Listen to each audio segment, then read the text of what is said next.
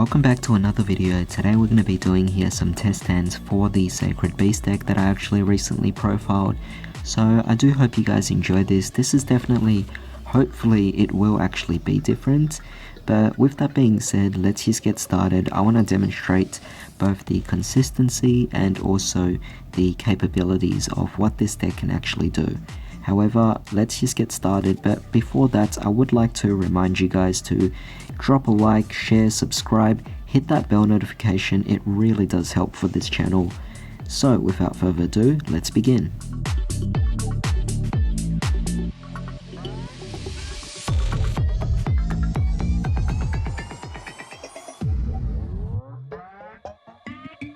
Alright, so here's our opening hand.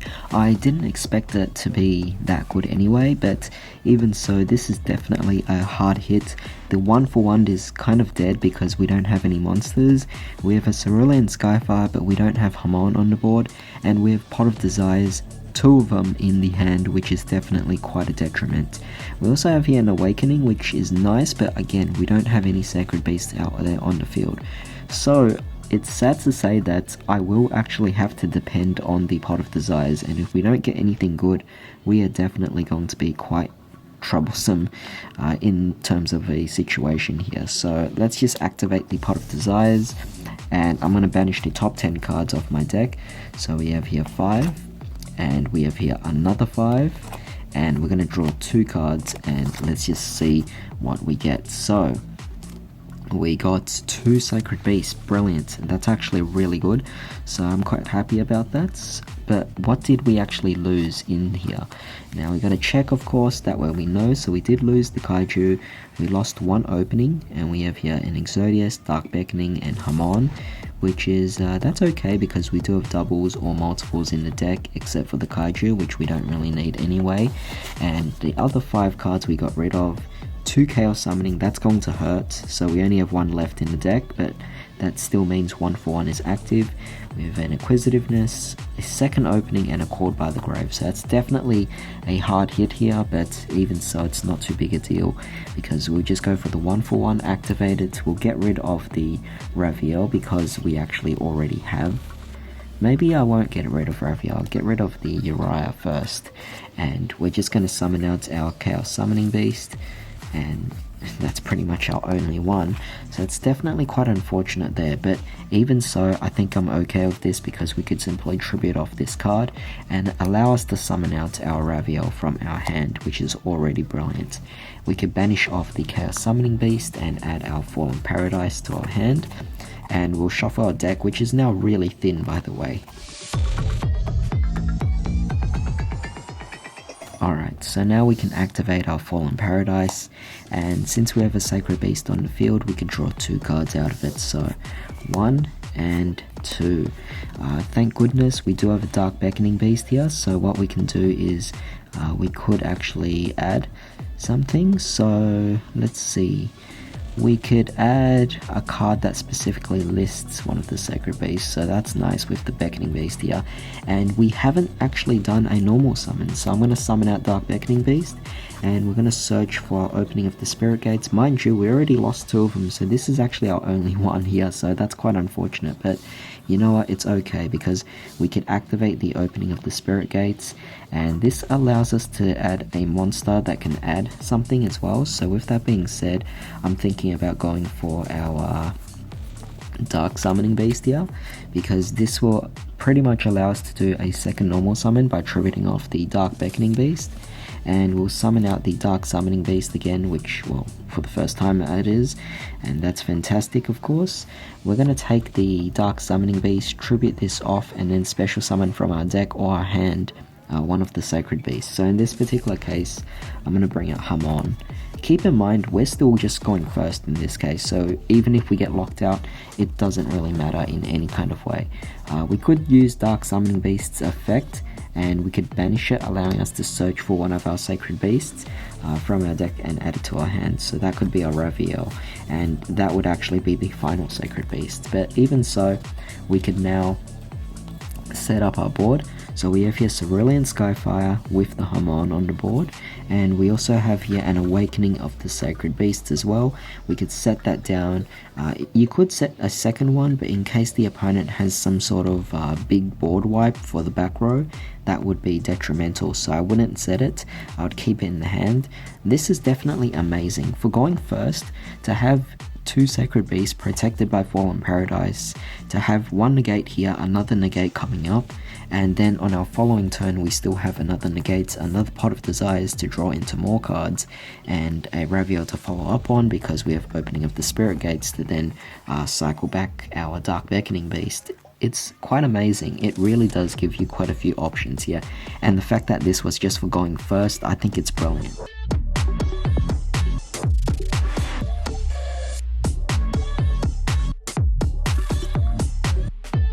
Alright, so again, this is definitely very interesting. We could definitely go for the Pot of Desires. I'm thinking about it, whether or not I want to activate Pot of Desires now, because if we banish off both of our Fallen Paradise, then the Chaos Summoning Beast is kind of dead in the situation.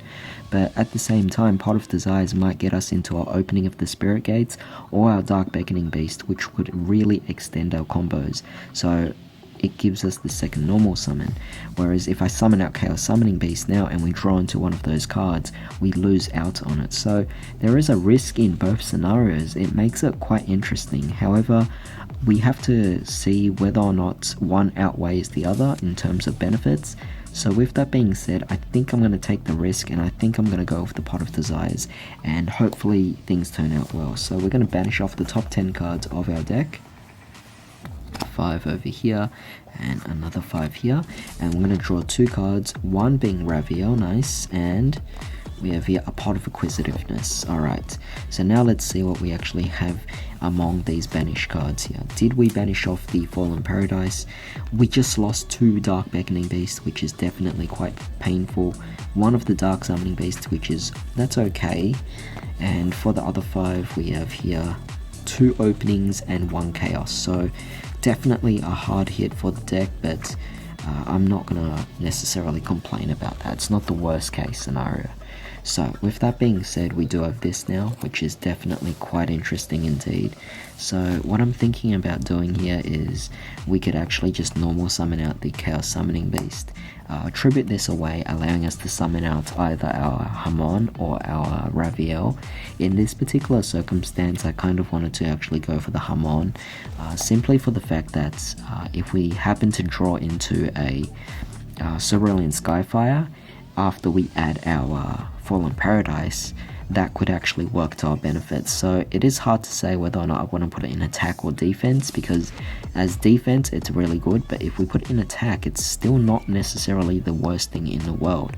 So even so, just in case we get into a Cerulean Skyfire, it does require it to be in attack, so I will leave it in attack. But we could banish off the Chaos Summoning Beast from our graveyard, add our Fallen Paradise, which is fantastic, and we could shuffle our deck and see how we go.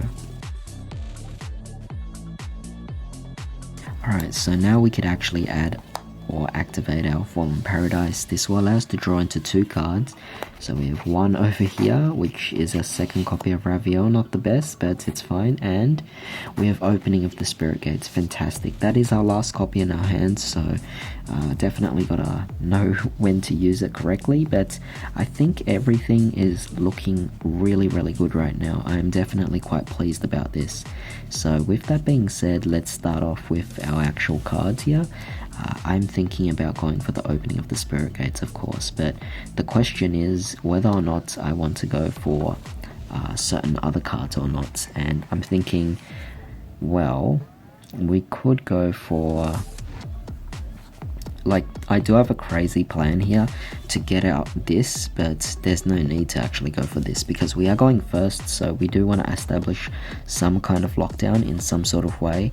But Opening of the Spirit Gates only allows us to add a specific monster, so we can't add an Awakening, which would have been really amazing. We could go for Dark Beckoning Beast, but at the same time I'm thinking about Opening of the Spirit Gates as well, which definitely does add to the potential of this particular deck here.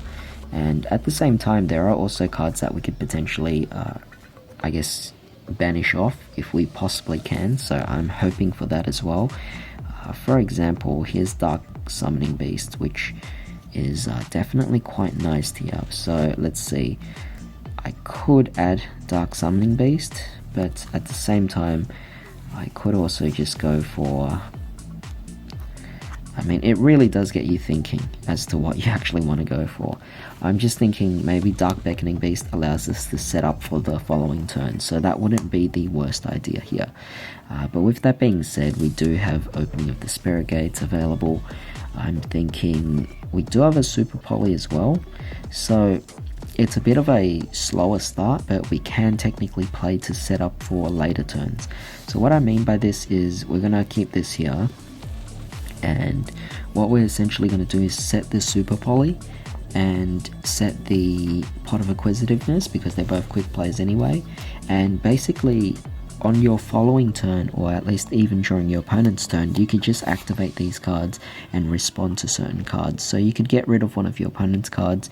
You could also just get rid of, well, you get rid of the cards on the field, so that would be your Hamon, but you have these cards here as well, which is great because firstly you could just discard any of these cards as fodder, which would be fantastic.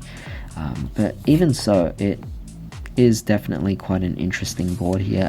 It's more so just following up and responding to what your opponents actually have, rather than you actually making the active play yourself.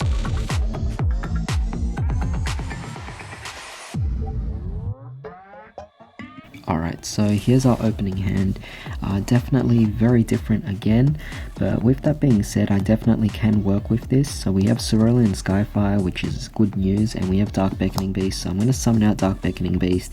This will allow us to add our Opening of the Spirit Gates, so we're just going to add that to the hand.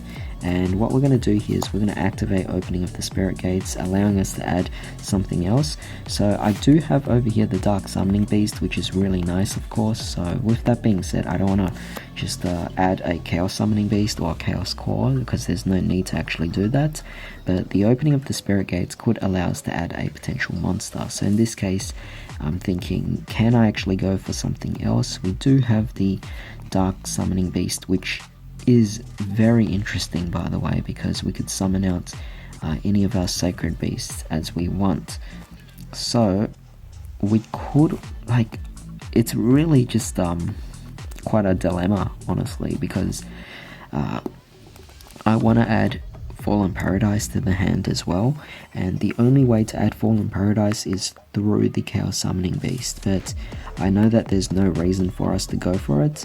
Maybe I'll just do both plays and show you guys what I mean by this. So we're going to add the Chaos Summoning Beast regardless. I think that's okay with me, but but what we could do here is we could actually just go for the second normal summon of the Dark Summoning Beast, tribute this off, allowing us to summon out Hamon because we have Cerulean Skyfire anyway. So where is Hamon?